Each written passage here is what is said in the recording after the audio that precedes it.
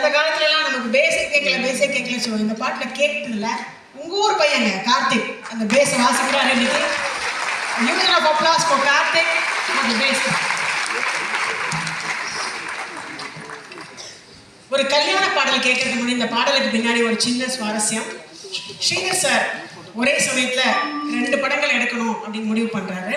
அப்புறமா என்ன சொல்றாரு, வேண்டாம் ஒரு படம் இருக்கட்டும், அடுத்த படம் நம்ம அப்புறமா பண்ணலாம் அப்படிங்கிறாரு. ஆனா அவர் ஆசை விடாது, 2 படத்தையும் சைமல்டேனியஸா பண்ணலாம் அப்படின்னு பண்றாரு. அப்படி 2 படம் பண்ணும்போது என்ன ஆகும்னா, கம்போசிங்ல உட்காரும் போது கண்டினியூஸா 10 பாட்டு கேட்க வேண்டி வரும். 10 பாட்டு திருப்பி திருப்பி அந்த காலத்துல யாரு, டிஎம்எஸ் ஐயா, சுஷீலம்மா தான்.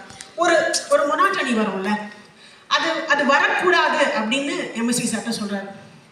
வராதியா, நான் ஒரு பாட்டு போடுறேன் கேளு, நீ இந்த பாட்டை இந்த டியூன்ல இந்த ராகத்துல 1000 பாட்டை கேட்டிருப்பேன், இது வேற மாதிரி இருக்கும் அப்படின்னாரு. அது எப்படி இருக்கும்னா, ஒரே ஒரு கண்டிஷன், நீ ரெக்கார்டிங்க்கு வரக்கூடாதுன்னு. சரி ஓகே, பாட்டு தான் வந்து நான் உனக்கு அனுப்புவேன், நீ ஷூட் பண்ணணும்.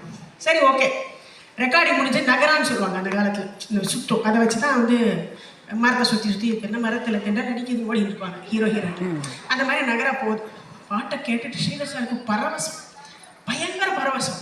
அவ்வளோ பியூட்டிஃபுல்லாக அதை ஷூட் பண்ணாரு. அதுக்கு காரணம் அந்த ஒலித்த அந்த டிஎம்எஸ் ஐயா சுஷீலம்மா குரல். அது எந்த பாட்டு? ரெடி?